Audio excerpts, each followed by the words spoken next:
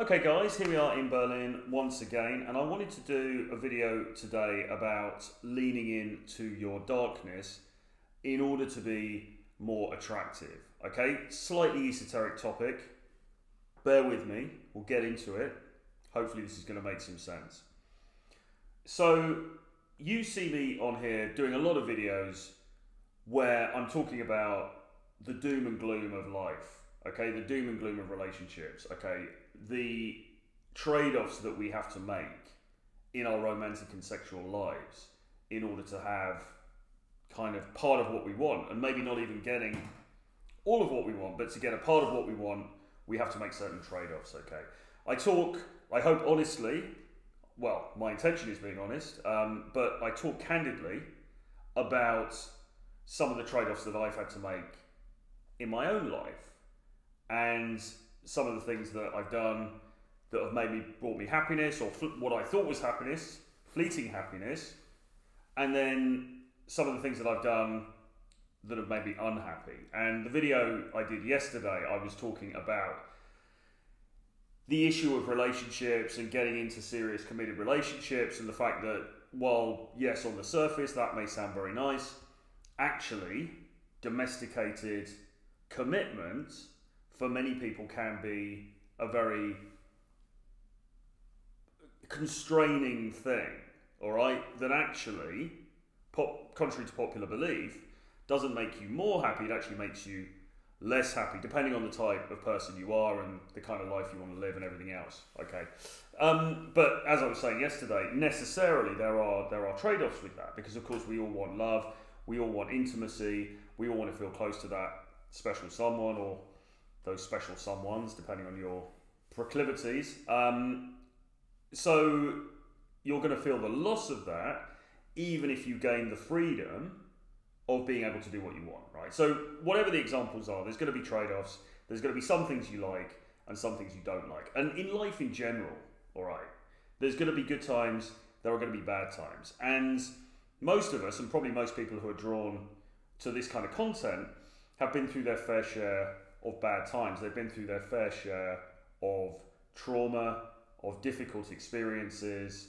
They've had to encounter problematic elements of growing up and coming to understand the world, and so on and so forth. I know that I personally have very much a childhood that was punctuated by divorce in my family, by very, very problematic relationships with members of my family, instances of bullying and teasing that took place at school,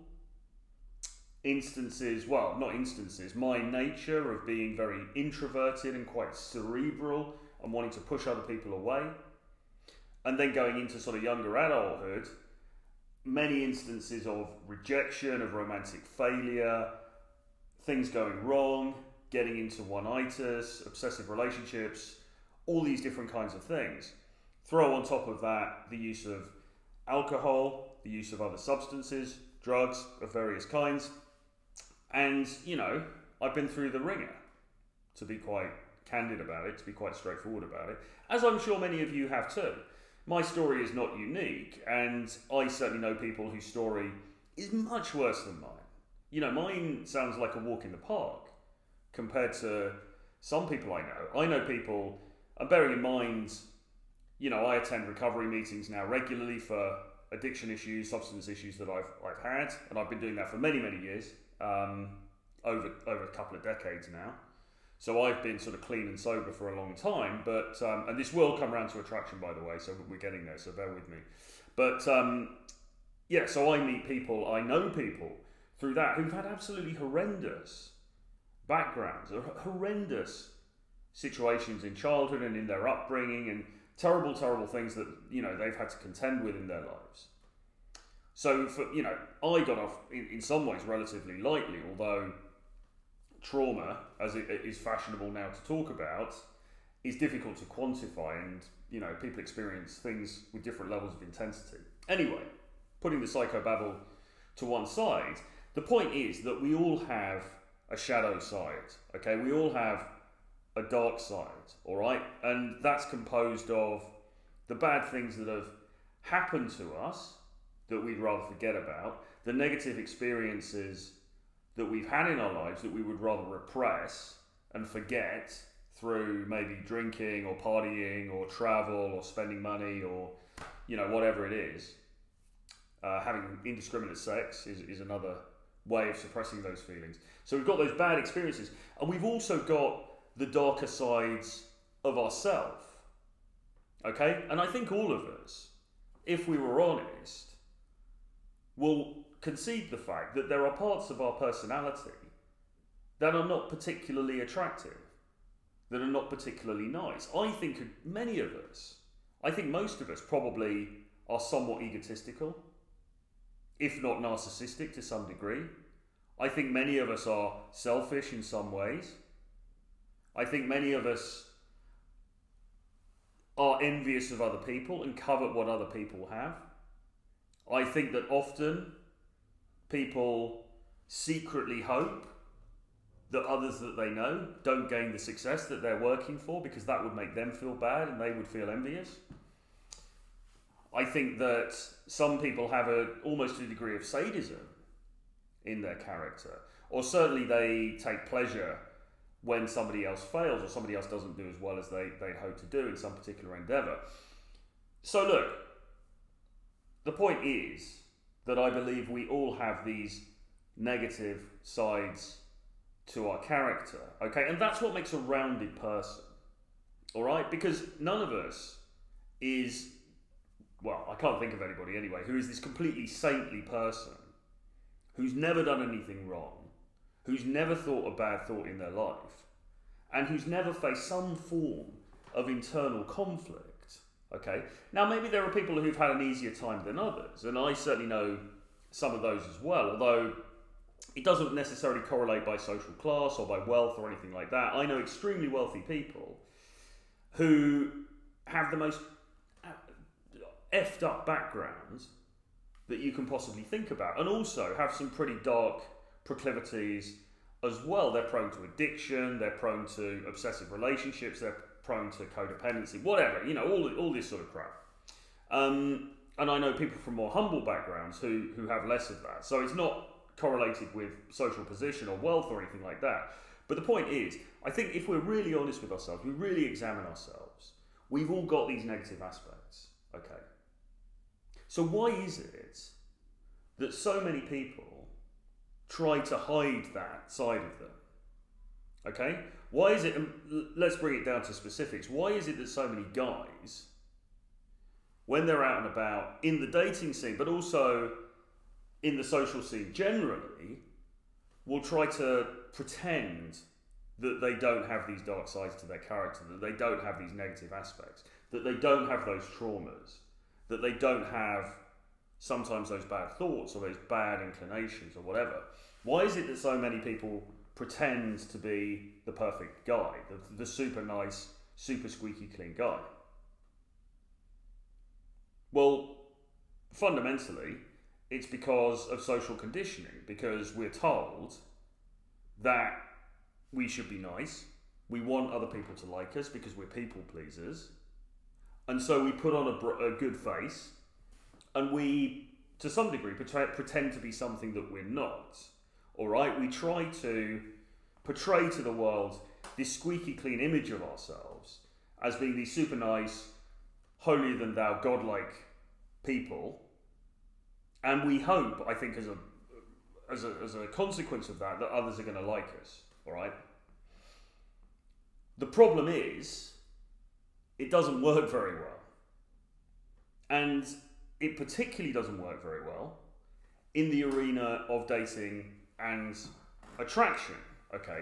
Now, I speak as somebody who has been dating for a long time, and I'm in my 40s now, my late 40s, okay, and I still date successfully, okay, in a very similar way to how I did when I was in my 20s, with the single exception of the fact that I've slowed it down a bit now, because, to be quite frank, I can't really be bothered as much as I used to, okay? But, you know, nevertheless, I date successfully in a way that, you know, it hasn't really markedly changed, since my 20s, except actually the quality of the women that I deal with in general now is a lot higher than it used to be, and I'm much more adroit at dealing with those women, and I mean being in a relationship with them, understanding how all of that works, because I've got a lot of experience. I've had a lot of experience in my life because I've lived for longer.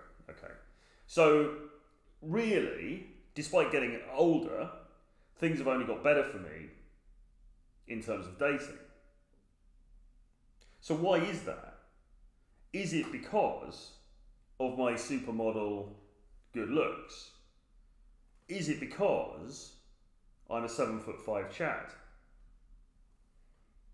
Well, it might be partly because of those things, but I don't actually think it is. I think that, you know, I've tried to keep myself in reasonable nick as an older guy, and I've been somewhat successful in that. You know, I think that, you know, criticize my looks all you like. I mean, plenty of people do in the comments, but I think, you know, I'm in reasonable nick for my age. Okay, could be better, of course.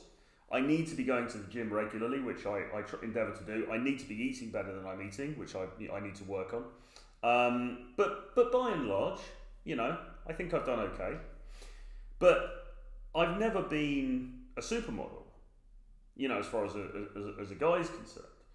But the way that I'm able to interact with some people, some women, particularly those women who really like me for whatever reason, and there's a subset of women who just particularly like me. They like my vibe, they like my style, they like the way that I put myself together. Okay, the way that I'm able to interact with them remains very compelling, and it remains very effective. All right, so what is it? What is it that I'm doing that is different to anybody else?